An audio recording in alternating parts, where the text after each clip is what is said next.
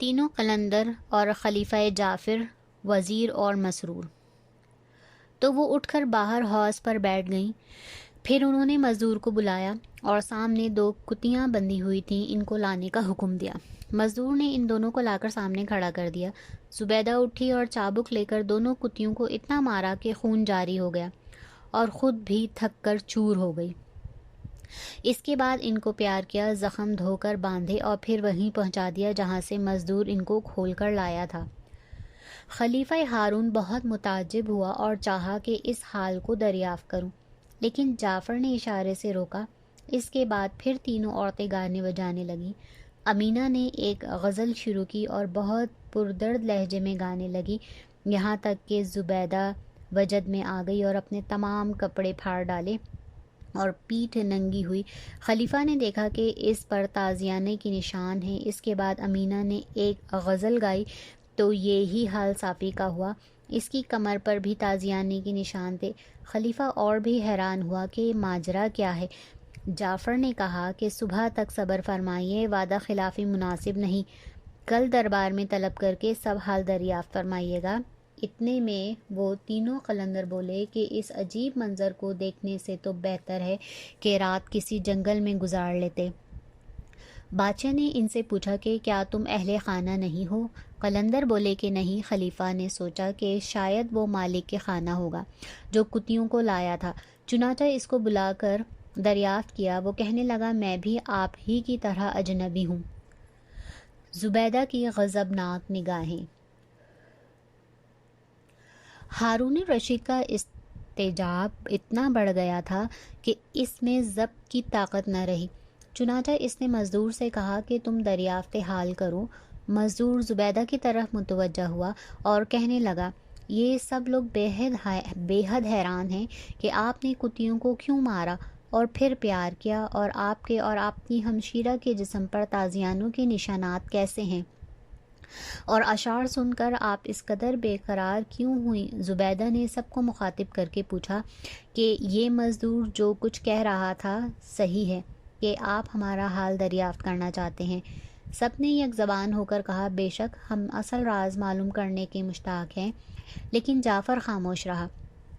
زبیدہ نے ان کی طرف غضبناک نگاہوں سے دیکھا، پھر بولی کہ تم لوگوں نے اپنا عہد توڑ دیا، اور شریف آدمی اس کو پسند نہیں کرتا کہ عہد شکنی کرے، اب اس کی سزا بھگتو۔ زنگیوں کا تلواریں لے کر آنا۔ یہ کہہ کر اس نے زور سے زمین پر پیر مارا۔ فوراً برابر کے کمرے سے 7 زنگی برہنہ تلواریں لیے ہوئے نکلے اور سب کی مشقیں باندھ دیں۔ پھر زبیدہ ان لوگوں کی طرف متوجہ ہوئی اور کہنے لگی کہ تم لوگوں کو سزا دینے سے پہلے میں چاہتی ہوں کہ تمہارے حالات معلوم کر لوں۔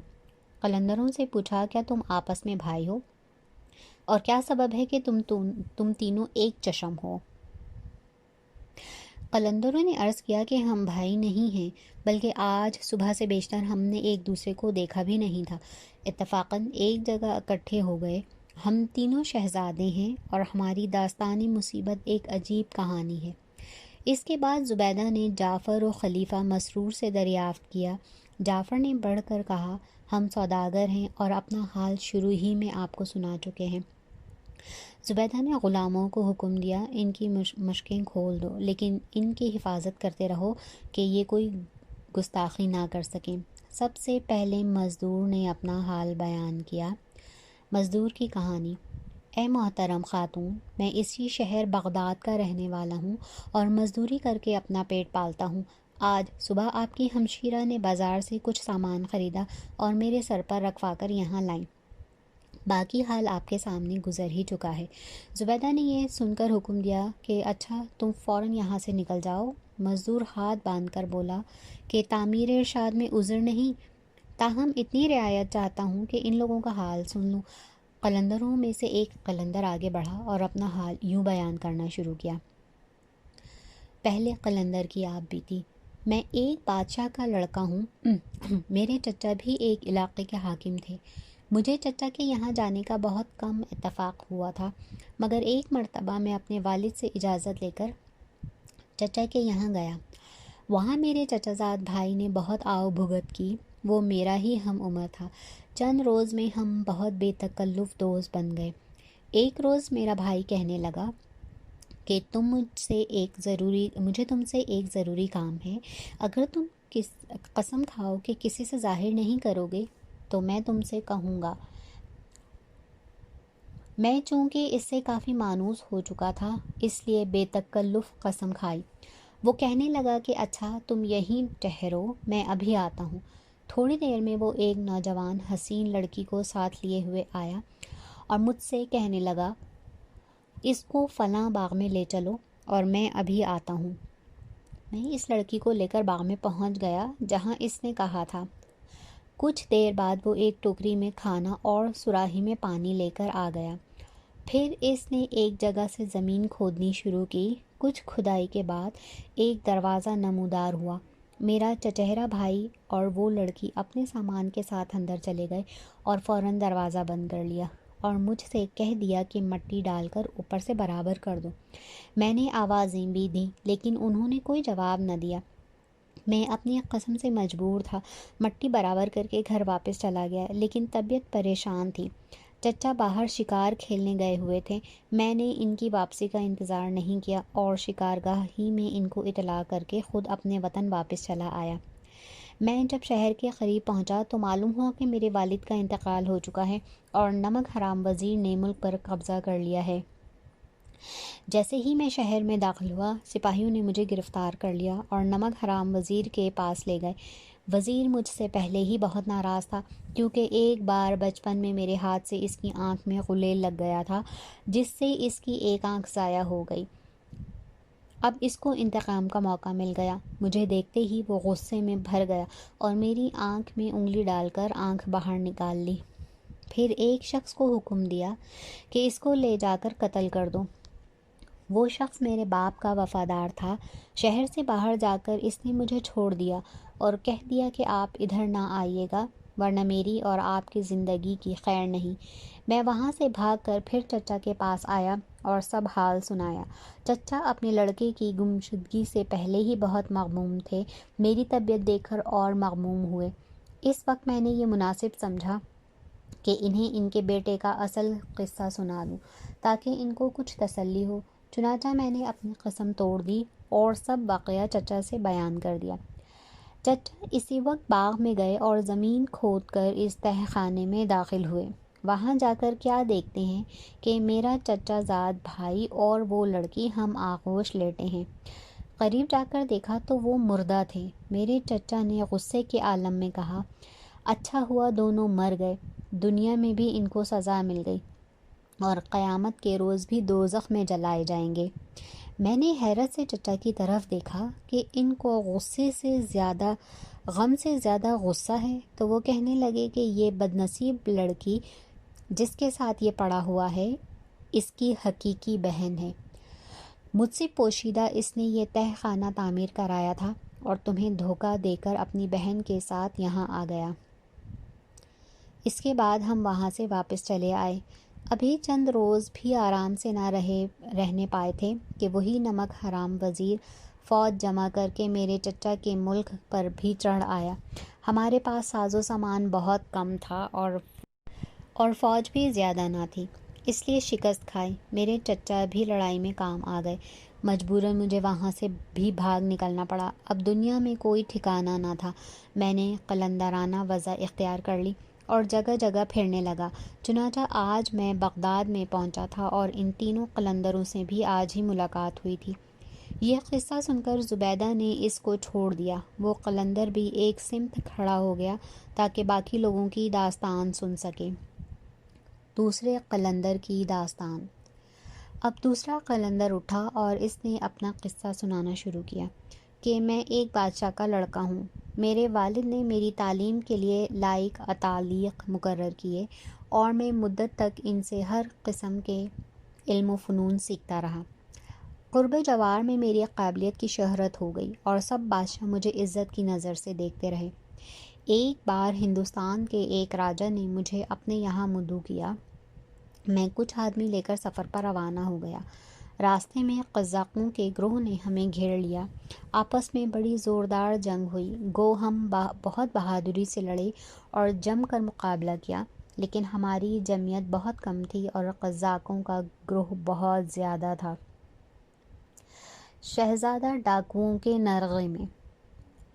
میرے سب غلام ایک ایک کر کے مارے گئے اور میں بھی زخموں سے چور ہو کر گر گیا۔ قزاقوں نے ہمارا سب مال و اسباب لوٹ لیا اور مردہ سمجھ کر مجھے چھوڑ گئے۔ جب مجھے ہوش آیا تو اپنے زخم باندھ کر بمشکل چلا۔ راستے میں کوئی آبادی نہ ملی، مجبوراً درختوں کے پتے اور جنگلی پھل کھا کر بسر اوقات کرتا رہا۔ اسی طرح گرتا پڑتا کئی روز کے بعد ایک شہر میں پہنچا۔ میں بازار سے گزر رہا تھا کہ ایک درزی نے میری خستہ حالت دیکھ کر مجھے اپنے پاس بلایا اور سب حال سنا اور کہنے لگا، تم میرے ساتھ رہو، لیکن کسی سے اصلیت ظاہر نہ کرنا، کیونکہ یہاں کا بادشاہ تمہارے والد کا دشمن ہے، کہیں تمہیں قید نہ کر لے۔ میں درزی کے گھر رہنے لگا۔ جب زخم اچھے ہو گئے تو میں نے سوچا کہ خود محنت کر کے گزر اوقات کرنی چاہیے، دوسرے پر اپنا بوجھ ڈالنا مناسب نہیں۔ چنانچہ میں جنگل میں جاتا اور لکڑیاں کاٹ کر لاتا اور ان کو بازار میں فروخت کر دیتا۔ ایک روز میں لکڑیاں کاٹ رہا تھا کہ ایک بہت پرانے درخت کے نیچے مجھے لوہے کا کنڈا نظر آیا۔ میں سمجھا کہ ممکن ہے کوئی دفینہ ہو، چنانچہ میں وہاں کی مٹی ہٹائی تو ایک دروازہ نظر آیا۔ میں جھجک کر اندر چلا گیا۔ رسی اور کلہاڑی میرے ہاتھ میں تھی۔ تھوڑی دور آگے بڑھا تو عالی شان محل نظر آیا۔ اس دروازے میں ایک خوبصورت عورت کھڑی تھی۔ وہ مجھے دیکھ کر پوچھنے لگی کہ تو کون ہے اور یہاں کس طرح آیا؟ میں نے اس کو سب قصہ سنا دیا۔ وہ کہنے لگی کہ خدا کا شکر ہے آج مدت کے بعد میں نے انسان کی شکل دیکھی ہے۔ پھر اپنا حال سنانے لگی کہ ایک جن مجھے گھر سے اٹھا لایا ہے اور یہاں لا رکھا ہے۔ 9 روز تو وہ کہیں باہر رہتا ہے اور 10ویں روز میرے پاس آتا ہے، صرف ایک دن رہ کر چلا جاتا ہے۔ تم میرے پاس رہو، تنہائی میں بڑی پریشان ہو جاتی ہوں۔ ہر 10ویں روز تم باہر جایا کرنا اور 9 روز میرے پاس آرام سے رہا کرنا، یہاں کسی چیز کی کمی نہیں۔ اس کے بعد اس نے مجھے عمدہ لباس دیا۔ میں نے غسل وغیرہ سے فراغت پا کر کپڑے پہنے اور عمدہ قسم کے پھل اور کھانے کھائے۔ غرض اسی طرح رہتے ہوئے مجھے 4 روز گزر گئے۔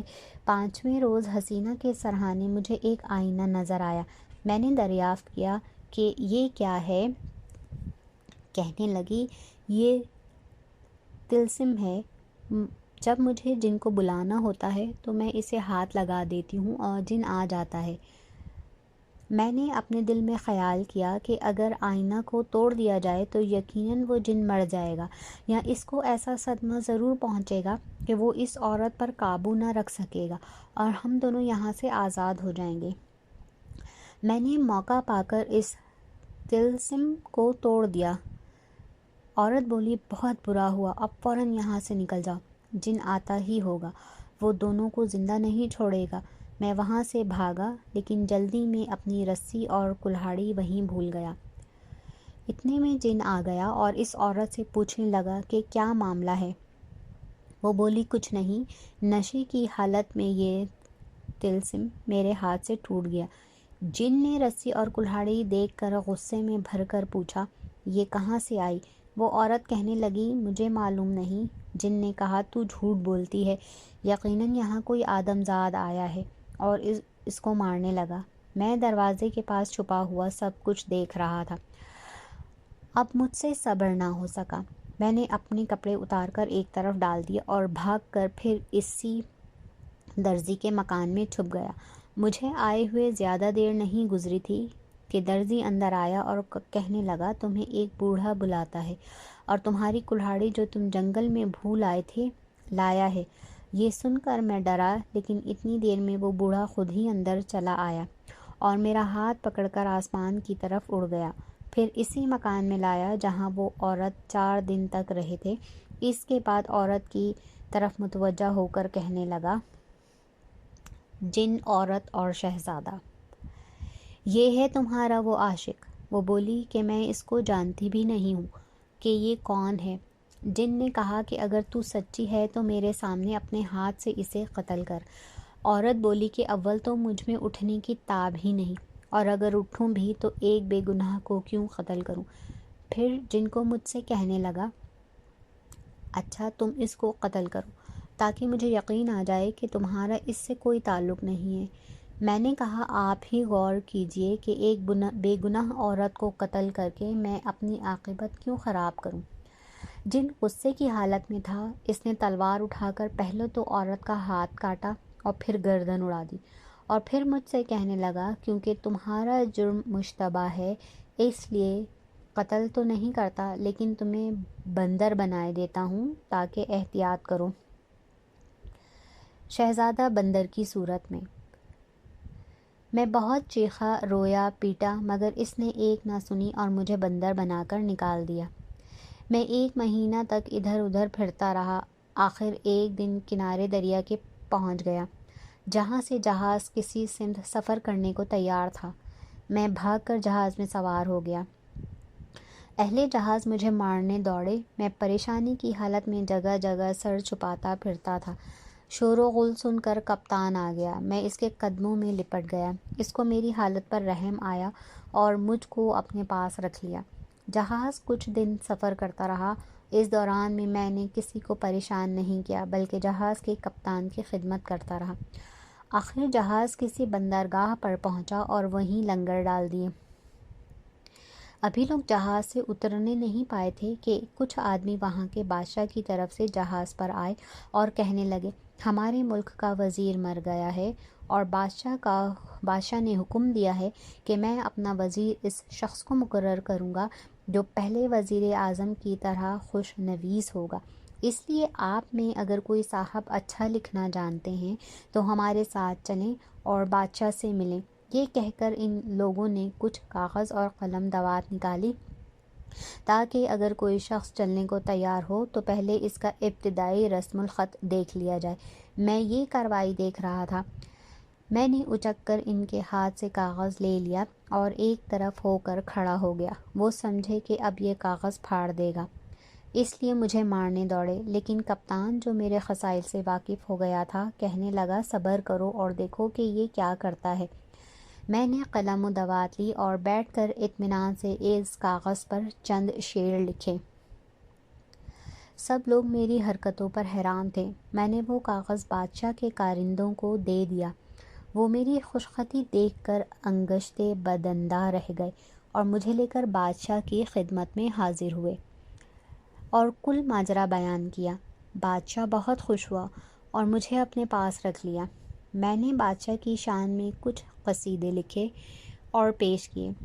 بادشاہ کے دربار کے سب آداب و تعظیمات میں اسی طرح بجا لاتا تھا جیسے درباری لوگ ادا کرتے تھے۔